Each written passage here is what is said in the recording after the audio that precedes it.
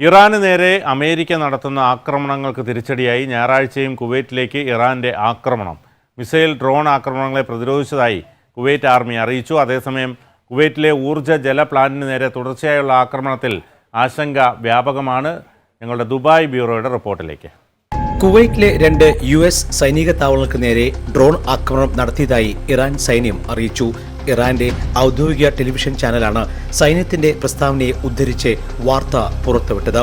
ഇതനുസരിച്ച് കുവൈറ്റിലെ camp ഉദാരിയിലുള്ള US സൈന്യത്തിന്റെ വെടിക്കോപ്പ് സംഭരണശാലയ്ക്ക് നേരെയാണ് ഒരു ആക്രമണം നടന്നത്.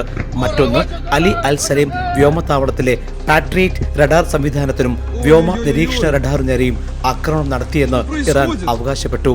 അതേസമയം കാമിക്കാസെ ഡ്രോണുകൾ ഉപയോഗിച്ചാണ് വൻതോതിൽ ആക്രമണം നടത്തിയതെന്നും ഇറാൻ വ്യക്തമാക്കി. കുവൈറ്റിനെ ലക്ഷ്യമാക്കി വന്ന മിസൈൽ, ഡ്രോൺ ആക്രമണങ്ങളെ പ്രതിരോധിച്ചതായി കുവൈറ്റ് ആർമി ജനറൽ സ്റ്റാഫ് അറിയിച്ചു. രാജ്യത്തുടനീളം ഞായറാഴ്ചയും മുന്നറിയിപ്പ് സൈറണുകൾ മുഴങ്ങി. രാജ്യത്ത് കേട്ട സ്ഫോടന ശബ്ദങ്ങൾ ശത്രുക്കളുടെ മിസൈലുകളെ വ്യോമ പ്രതിരോധ സംവിധാനങ്ങൾ വഴി തടയുന്നതാണെന്നും കുവൈറ്റ് ആർമി വാർത്താക്കുറിപ്പിലൂടെ വ്യക്തമാക്കി.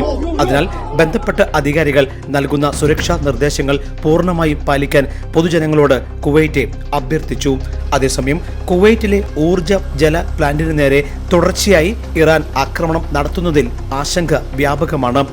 സംഘർഷം വീണ്ടും രൂക്ഷമായാൽ അവശ്യ സാധനങ്ങൾക്ക് ലഭ്യത കുറയുമോ എന്നും നാട്ടിൽ വേനലവധിക്ക് പോയ പ്രവാസികൾക്ക് മടങ്ങി എത്താനാകുമോ എന്ന ആശങ്കയും ഉയരുകയാണ്.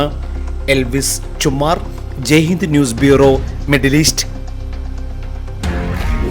One anchor every week, 20 years, 1,000 episodes on one TV channel.